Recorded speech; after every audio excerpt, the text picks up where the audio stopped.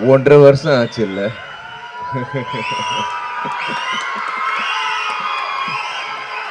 கற்பனை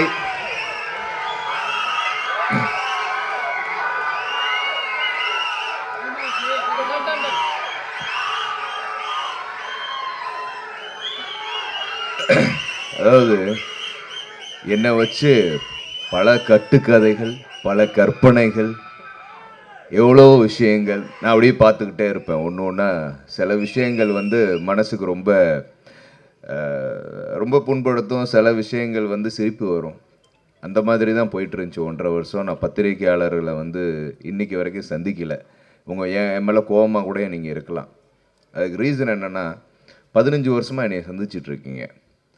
நான் வந்து ஒரு 100 படத்துக்கு மேலே டிஸ்ட்ரிபியூஷன் பண்ணியிருப்பேன். எவ்வளோ படங்கள் தயாரிச்சிருப்பேன். 40 படத்துக்கு மேலே நடிச்சிருக்கேன்.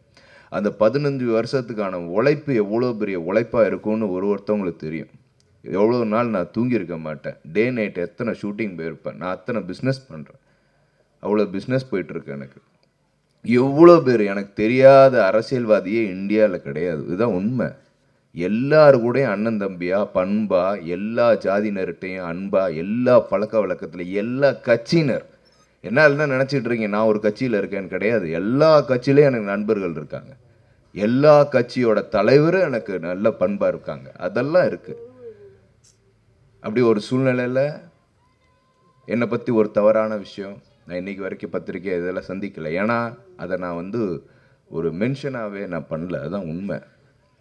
நான் அப்படி பண்ணியிருப்பேனா?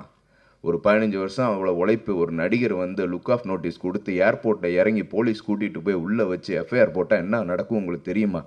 அவ்வளோ விமர்சனங்கள், அவ்வளோ கமெண்ட்ஸ் பண்ணிகிட்டு இருக்கீங்க. யோசிச்சு பாருங்கள் என்னோடய உழைப்பு என்ன இருக்கும், எப்படிப்பட்ட நான் மனுஷன். இண்டஸ்ட்ரியில் நான் கேட்குறேன் ப்ரெஸ் மீட்டில், ஒரு டைரக்டர், ப்ரொடியூசர், தயாரிப்பாளர் சங்க துணைத் தலைவராக இருந்திருக்கேன், நடிகராக இருந்திருக்கேன், நடிப்பேன். இவ்வளோ ஒரு செக்கு பவுன்ஸ் கேஸ் என் மேலே இருக்கா? ஒன்று இருக்கா? எதுவுமே கிடையாது. ஒருத்தவங்க என் மேலே குற்றம் சொல்லியிருக்காங்களா?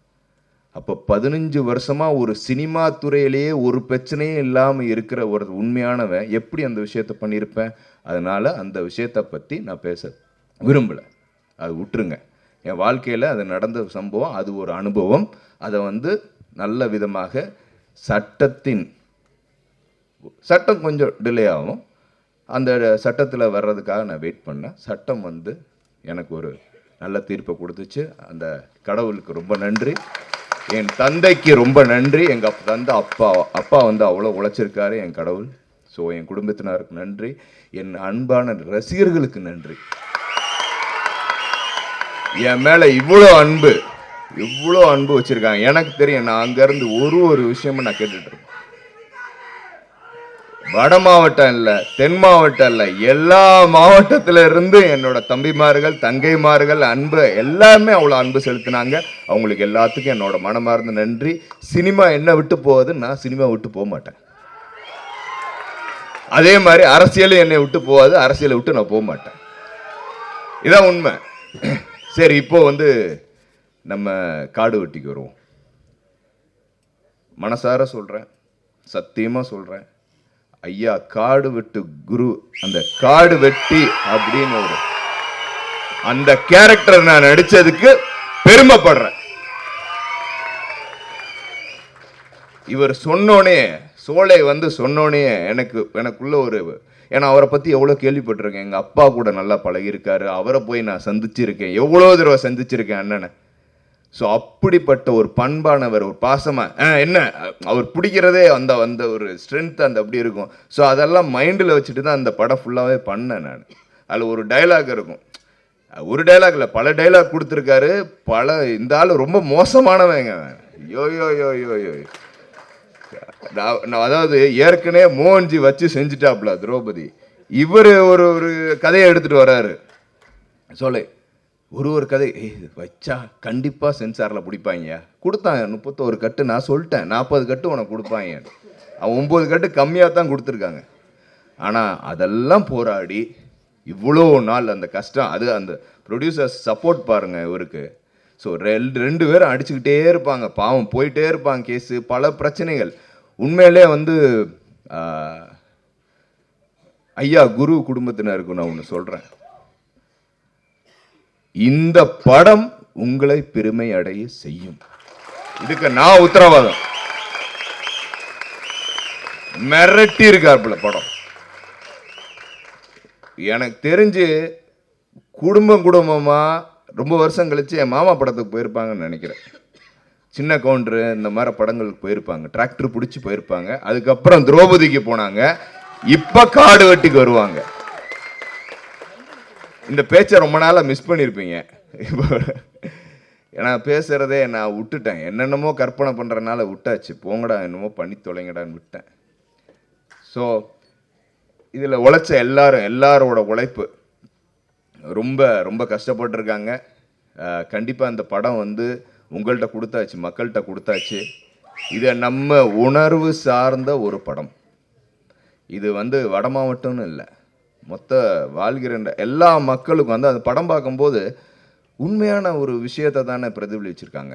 இதில் எந்த தவறும் கிடையாது. அது வந்து நீங்கள் நினைக்கிற மாதிரி ஜாதி படம்லாம் கிடையாதுங்க. அது 100% வந்து 2 தரப்பினருக்கான ஒரு முக்கியமான படம். 2 பேருமே பெருமைப்படுவாங்க. பல விஷயங்கள் இருக்கு, பல சம்பவங்கள் இருக்கு. அது இந்த ஆள் ஏதோ வச்சுட்டாரு, விடுங்க, பாருங்க, என்ஜாய் பண்ணுங்க. ஸோ இந்த படத்தில் நடித்த ஹீரோயின் எல்லாத்துக்கும் வந்து வாழ்த்துக்கள்மா. ரொம்ப நல்லா நடிச்சிங்க. என் அப்பா வந்து ரொம்ப நல்லா நடிச்சிருக்காரு. ஸோ அவர் ஒரு கேரக்டர் பண்ணியிருக்காரு. கண்டிப்பாக வந்து அழகப்பன் சாருக்கு வந்து ஒரு பெருமையாக இருக்கும் அந்த கேரக்டர். என்னை வாழ்த்த வந்த எல்லா அன்பு உள்ளங்களுக்கு எல்லாத்துக்கும் நன்றி. மூர்த்தி தேவர் பங்காளி, கணேஷ் தேவர் பங்காளி. அதாவது என்னன்னா, நான் கமெண்ட்ஸில் பார்த்துக்கிட்டே இருப்பேன், ஜாதி வெறி பிடிச்சவன். டே ஜாதி, நான் எந்த ஜாதியுமே தப்பாக பேசலடா, எல்லாருமே ஒன்று தான். அதில் எந்த இதுவே மாற்றமும் கிடையாது.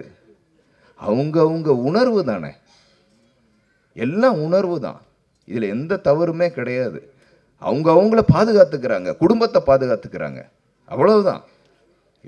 இப்போ இந்த இந்த இந்த வட மாவட்டம்னா அவங்க குடும்பத்தை பாதுகாத்துக்கிற அந்த பாதுகாக்கப்பட்ட பெரிய தலைவன் தான் காடு வெட்டியார். அது போன்று எல்லா சமூகத்தில இருந்து அவங்க ப்ரொடெக்ட் பண்ணிக்கிறாங்க. இதில் எந்த தவறும் கிடையாது. ரொம்ப சந்தோஷம். இங்கே வருகை தந்த அனைவருக்கும் என்னோட மனப்பூர்வமான நன்றி. முக்கியமாக வந்து மியூசிக்கை பற்றி சொல்லியே ஆகணும். இவன் ஒரு சேட்டை பிடிச்சவன். இவன் லிரிக்ஸ் எழுதும் போனே ரொம்ப கான்ட்ரவர்சியாக எழுதி கையில் கொடுத்தாப்புல. ஸோ இனிமே தான் உனக்கு லைஃபு. எமோஷனுக்கெல்லாம் சினிமாவில் இடமே கிடையாதப்பா. நீ அழுதாலோ வச்சாலோ சினிமாவில் இடமே கிடையாது. நாளை காலையில் நம்ம செத்தா கூட கழுவி வச்சு போயிட்டே இருப்பாங்க. That is cinema, that which I have seen. உண்மையான உணர்வுபூர்வமான சினிமா மக்கள் இருக்காங்க. இந்த பத்திரிகையில் வந்து 5% என்னை பற்றி தப்ப போட்டாங்க. 95% பத்திரிகையாளர் எனக்கு ஃபோன் பண்ணாங்க, சுரேஷ் நீ நல்லவன்டா, நீ ஒன்றும் பண்ணியிருக்க மாட்டான். அந்த ஒரு அன்பு. அதே மாதிரி நீ சினிமாவில் எமோஷன் ஆகாத, உன் திறமை மிகப்பெரிய திறமை, உனக்கு மிகப்பெரிய திறமை. அதுவும் சாதாரண பாட்டுலாம் நீ போடலை, நீ வந்து காடு வெட்டியாருக்கு பாட்டு போட்டிருக்க. நீ ரொம்ப பெருசா வருவ. ஸ்ரீகாந்த் தேவா சார், அது தேவா, ஸ்ரீகாந்த் தேவா சாரெல்லாம் கிடையாது, அது சிங்கக்குட்டி. அது சிங்கம். எப்போ அந்த வெற்றின்னு ஒரு பாசிட்டிவான ஒரு மனிதர், நல்ல மனம் கொண்டவர். ஸோ அவருக்கும் இன்னும் பல வெற்றிகள் தொடர்ந்து வந்துக்கிட்டே இருக்கு. நேஷனல் அவார்டு இல்லை, ஆஸ்கார் வரைக்கும் அவர் போவாருன்னு சொல்லிட்டு இங்கே வருகை தந்த எல்லாருக்கும் என்னோட மனமார்ந்த நன்றி.